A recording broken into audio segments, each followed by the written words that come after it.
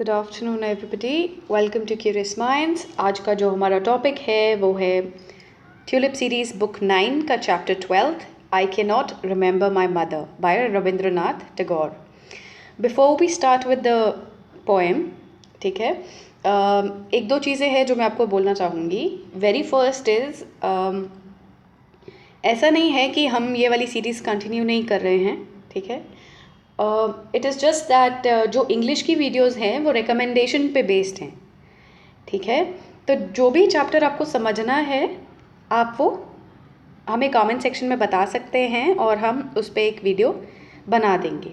But क्योंकि ये recommendation पे है तो जब तक हमें कोई रिकमेंडेशन नहीं आती है we generally don't make videos on any chapter, ठीक है। तो आप प्लीज़ रिकमेंड करें जो भी आपने चैप्टर समझना है एंड आपको जल्दी ही समझा दिया जाएगा।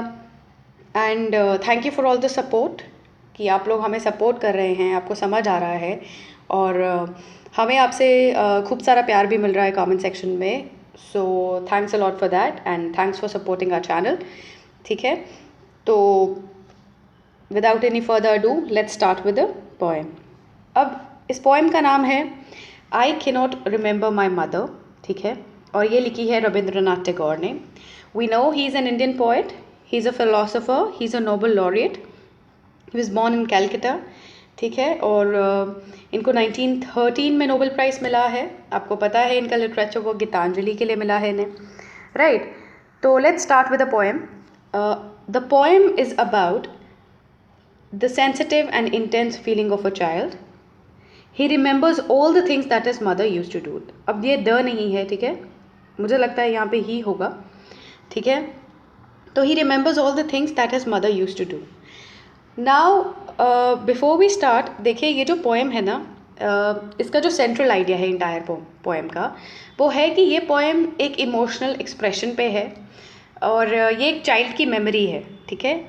और ये उस चाइल्ड की मेमोरी है जिनकी मदर की डेथ बहुत जल्दी हो चुकी है और ये अभी भी अटैच्ड है अपने मदर से। तो जो चाइल्ड हैं इन्हें सब कुछ याद है जो इनकी मदर करती थी, ठीक है, लेकिन तब वो बहुत छोटे थे। तो एक फेंट रिकलेक्शन है, बहुत जैसे हम कहते हैं याद तो है बट बहुत कम याद है, ठीक है। तो उस पे ये पोएम है। So firstly let's start with reading this, okay. I cannot remember my mother, only sometimes in the mist of my play a tune seems to hover over my playthings, the tune of some song that she used to hum while rocking my cradle. देखिए, हम ये जो poem है इसीलिए पढ़ते हैं कि जिनको प्रोनंसिएशन में थोड़ी सी दिक्कत है वो हमारे साथ ही रीड करें, ठीक है। आपकी प्रोनंसिएशन बेटर हो जाएगी and in order to understand anything, any chapter, any poem, ये बहुत बेहतर रहता है, ठीक है, that you read it first. So let's continue. I cannot remember my mother, but when, in the early autumn morning, the smell of Shuli flowers floats in the air, the scent of the morning service in the temple comes to me as the scent of my mother. I cannot remember my mother, only when, from my bedroom window, I send my eyes into the blue of the distant sky, I feel that the stillness of my mother's gaze on my face has spread all over the sky. Okay तो ये एक poem है और इसमें ये 3 बार 3 different instances में समझाते हैं कि ये रिकॉल करने की कोशिश कर रहे हैं, ठीक है, फिर से याद करने की कोशिश कर रहे हैं फीचर्स या जो इनकी मदर करती थी, ठीक है।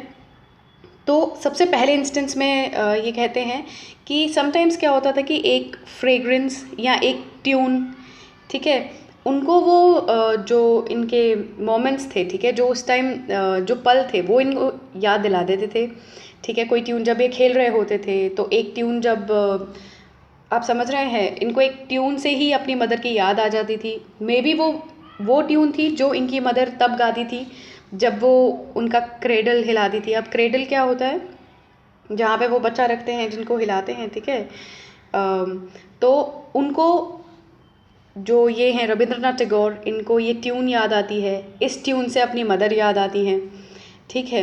जब भी ये अपने वो टॉयज़, ठीक है, उनको हाथ लगाते हैं, ये कहती हैं कि ये कहते हैं कि in autumn the Shivli tree, जो शिवली ट्री है, ठीक है, वो बंगाल में होता है, और ये स्मॉल फ्लावर्स हैं और ये वर्शिप करने के लिए यूज़ होते हैं टेंपल में।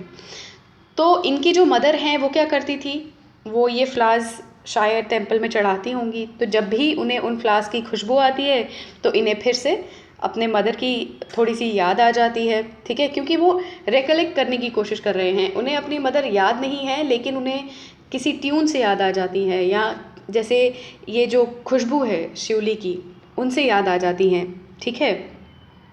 ये फिर से लिखते हैं, आई can not remember my mother. अभी इनको फिर से कब याद है कि ये जो जब वो स्काई में देखते हैं, ठीक है, जब वो आसमान को देखते हैं, तब उन्हें याद आता है कि उन्हें ऐसा लगता है कि उनकी जो मदर है उन्हें एक प्रोटेक्टिव गेज से देख रही हैं, ठीक है, और कहाँ से, हेवन से उन्हें देख रही हैं, और उन्हें स्काई भी बिल्कुल वैसा ही लगता है, ठीक है।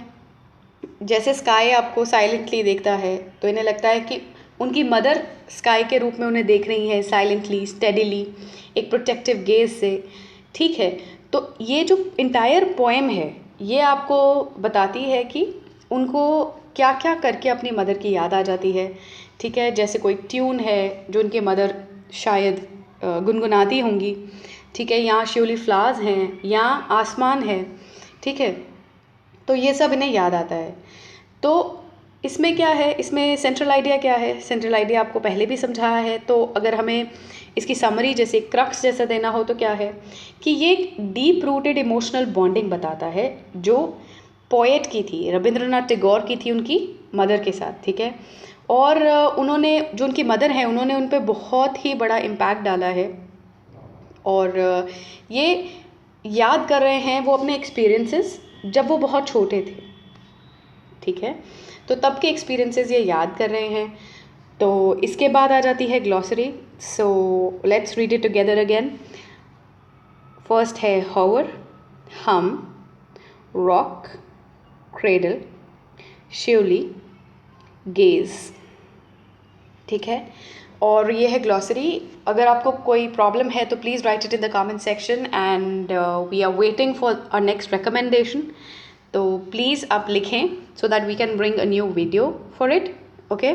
Until then, please stay safe, stay home, and study hard. Thank you.